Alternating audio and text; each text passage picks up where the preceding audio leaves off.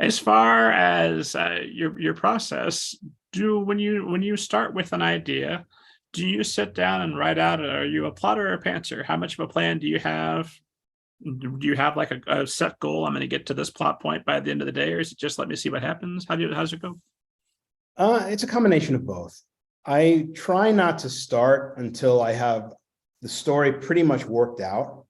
It's not always that way, but sometimes I'm not sure where the story is going until I get to know the characters and set up those opening scenes.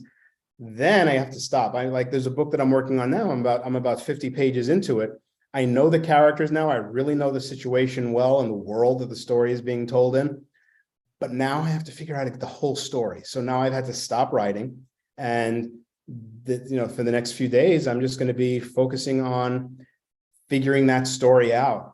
And then I'll sit down and start writing again, and the characters will invariably start taking the story in places I wasn't expecting them to. And so I have to throw away my outline and re-outline and restructure it. And so it's a matter of plotting it out, but also being willing to throw away the outline when the story starts going in different directions.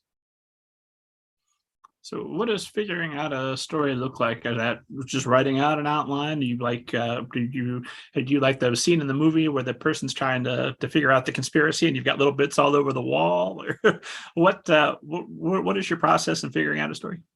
It's a lot of questions. What does the character want at this point in time? What are the obstacles in the character's way? If the character gets this one thing, will they still feel the need to move forward in the story?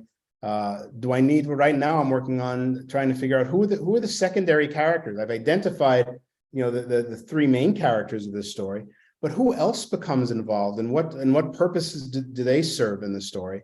And ultimately, I realized that one of the characters is going to have to die. Which character is going to die? Is it going to be a main character, or is it going to be one of the secondary characters? And I don't want it to be the cliche, the best friend character that always dies to prove that the situation is serious. Don't want to go with one of those tropes. So it's just posing a lot of questions and not necessarily answering them, but sort of understanding what questions I need to ask in order to move the story forward. I know your stories are very thought-provoking. You ask lots of psychological questions. What would happen if no one died ever, except when we say they die? All sorts of things that are going to take home. In fact, I heard you talk elsewhere about how a story is kind of like a steak, and you come because you're hungry, and the entertainment, it satisfies your hunger, but then there's nutrition in there. There's themes. There's deeper thoughts that you're going to take, and you're going to digest those later. When you're at this stage, what's the ratio on what you're looking at? Are you focused primarily on, let me make sure I entertain everybody so that you at least get fed, and then worry about the nutrition? Or do you start thinking about, what are my themes? What are the deeper questions that I have? And let me work those in, or is it all part of a piece? It starts with the themes. What questions am I trying to ask? What am I trying to say? And what are the characters going to have to go through to make that happen? And then I think, okay, now how am I going to say that in an interesting way that keeps people wanting to read it? So it always starts with the theme and the overall concept of the story, and then I have to figure out how to make that interesting. And how do you, do you have some, I assume you've got some kind of rules, 50 books, and you'd have to have, about when you're spending too much time on theme and questions, and you need to make sure that you get your suspense ramped up. And what checks and balances do you have to make sure that you're being interesting and thought-provoking without being preachy? It's kind of this internal modulation. I kind of always, people will ask me, how do you know how much of this to do and how much of that? It's just a matter of feel. It's like it's like cooking without a recipe. You just know that you need this much garlic and this much oregano, but you've never actually measured it.